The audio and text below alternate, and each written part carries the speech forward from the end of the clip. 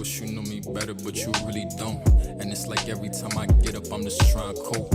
I gotta roll another L up, boy, you trying to smoke? Alright, then I'ma get up. Welcome to Temi, where every week you get to spend a little bit of time with me in the minutes that is my brain. Last Friday, Malcom and Marie came out on Netflix, and I feel like I've been hearing about it for like 2 months. And there was a lot of anticipation and a lot of like excitement surrounding it. And I was really excited to watch it. I like old movies, but I've never watched a movie fully in black and white. So I was kind of scared that I was gonna get bored purely because it was in black and white.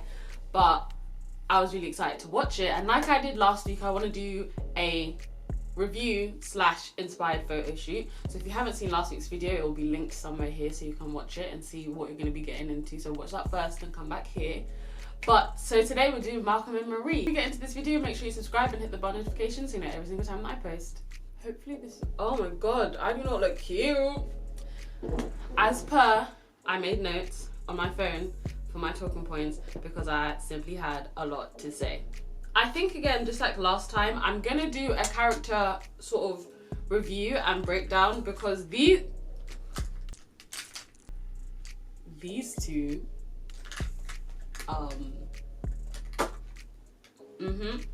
these two, Malcom and Marie,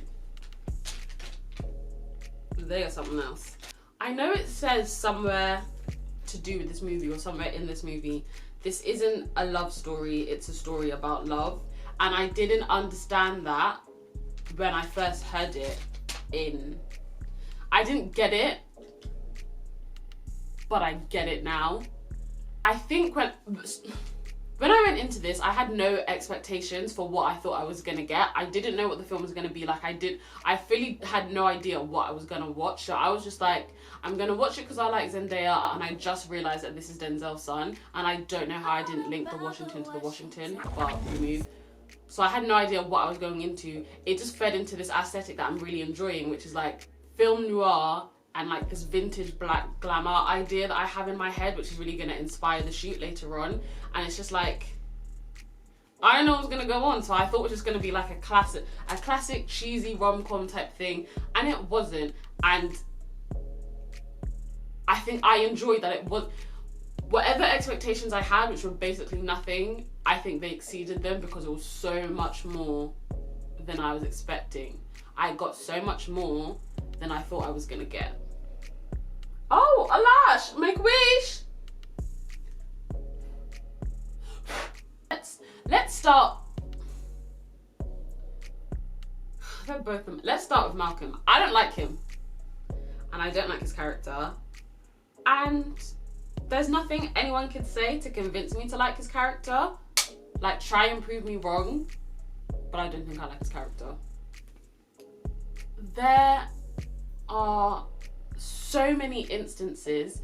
He's the type of person on Twitter who's going to tell you, we have the same 24 hours and we could be making the same money of the day, but you're not making use of your time. He's that guy, but to his girlfriend. And the whole time I'm watching this film, I'm thinking, I don't know how they managed to get this far in their relationship. And I don't know how they made it that far. I know Will and Jada might not be the best example for like married people, bad marriage for life, but I remember one time, I must have watched an interview or something that they did, that when they get in an argument, they kind of separate themselves from each other because you don't want to say something out of anger that you don't really mean or you didn't think about, to say, no, that's not, I have love and respect for this person, I'm not going to talk to them in this way. Malcom and Marie don't have that mentality, especially Malcom, because Marie's the type of person, she's going to get angry, so she'll pick at something and she'll dig at it. And a lot of people do that. It's not right, but they do it. Malcom, when they say this isn't a love story, they really mean it. This is a terrible relationship. Love isn't sweet in this relationship. Love is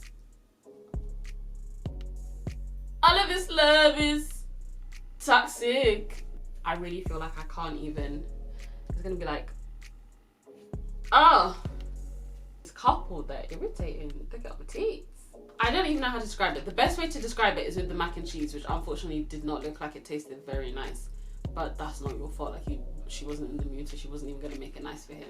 So the plot of this movie is that Malcolm has made a movie, debuted it and premiered it, and he's waiting to get his reviews for it. So it's right after they've gone to their premiere, they've come back to their house, he wants to celebrate, have a good time, but she's like not in the mood. After they get back home, she makes him mac and cheese. Unfortunately, did not look like it tasted very nice. But that's not your fault. Like, she wasn't in the mood, so she wasn't even going to make it nice for him. But they get into a little bit of an argument, so then she makes the mac and cheese, puts it in a bowl, leaves the room because she's annoyed at him. And then he has the audacity to sit, eating the mac and cheese that she made him, and decided that he wanted to tell Marie about herself. Look in the mirror, Malcolm. Look at yourself. What's that? It's little things like that, and it's I think it's the best depiction of why I don't like Malcolm, because that was right at the beginning of the movie, and he does so many similar things throughout the movie that, yeah, Marie, I'm the same. I want to sink into the bathtub too, because what's that? This isn't to say that Marie is like the best character in this film as well, because she has her own fair share of problems going on that I don't like about her. It's like the same problem with Malcolm. You're in an argument, you're upset with each other, don't say things out of anger. Both of them have that problem. It's not just Malcolm, but I think just comparatively, when you see Malcolm do it, it's just like, it's like he was sitting on that information and he just wanted to throw it back at her straight away. And that's not good. So this whole time I'm watching this film, I'm just like, Marie, you have to leave him. Like, what? Come on now. Don't stay with that, because he sat on that information. He knew it would make you tick, and then he was like, yeah, I'm just gonna throw it in her face because she's made me angry as well, and she said something about my work. But I do love that by the end, when I'm thinking, no, Marie needs to leave him,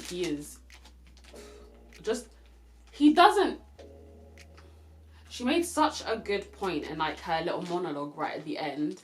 He sort of reached the peak of what he's gonna be in a relationship. He's like, he thinks he's hit the mark, like he knows how to be in a relationship, he knows how to be a good person in a relationship. And that's sad, because I feel like she doesn't want to leave. So overall, the characters suck, but overall, this idea of that this story isn't a love story is so true. So the look that I'm doing today for this photo shoot is basically the look that Zendaya has on for this entire thing, because she goes from having a full face of makeup to nothing. But she has this sort of golden smoky eye. I've never been good at doing a smoky eye, because every time I've done it, I look like I've been beaten up. But I'm gonna try again today, and if it doesn't work, I'm just gonna go for my usual go-to, and we're all just gonna have to live with the fact that I'm not a beauty guru and I can't do this. But here we go. I'm gonna watch a tutorial as I go, just so that it can help me out a little bit, because I don't know what's going on. I ain't got that.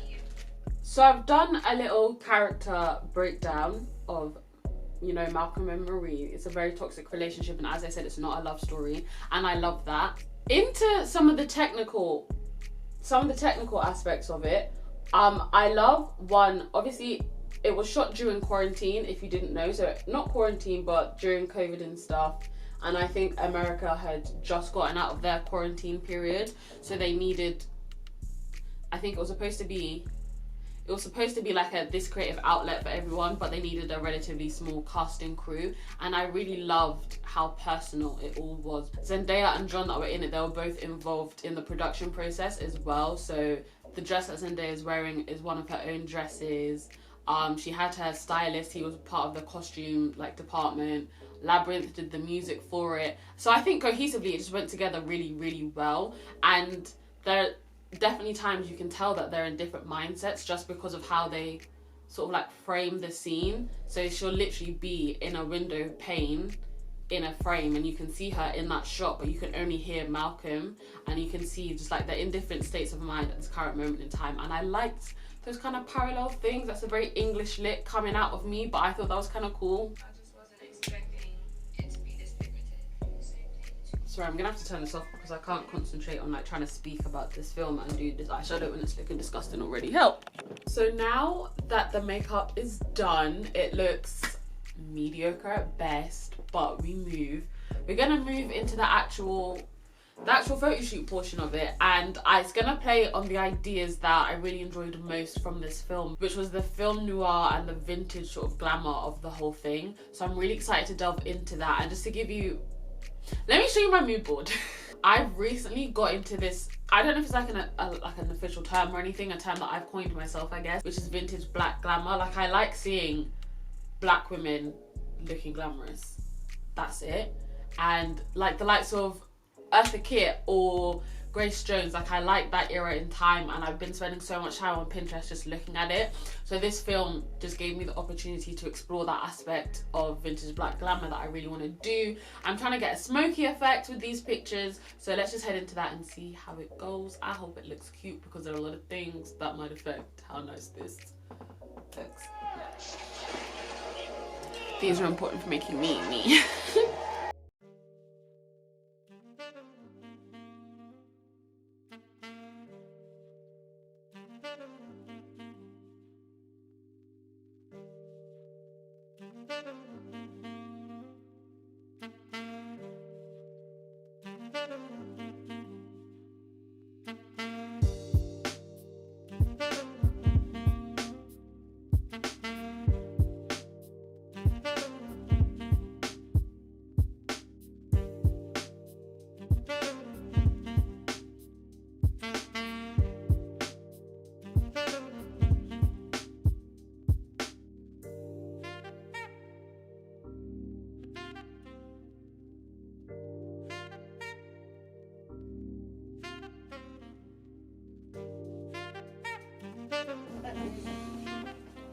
Okay.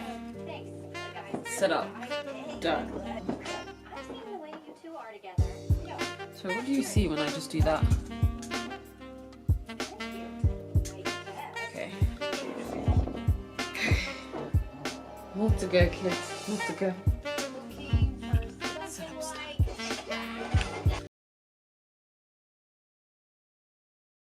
The pictures didn't bang the way that I knew they could bang. So we're doing it again before church because I don't want to dedicate my time during church thinking about these pictures. So I want to make sure that I get it done. We tried a new setup. You can see I'm only using one light. This is the setup. Let's see how it goes.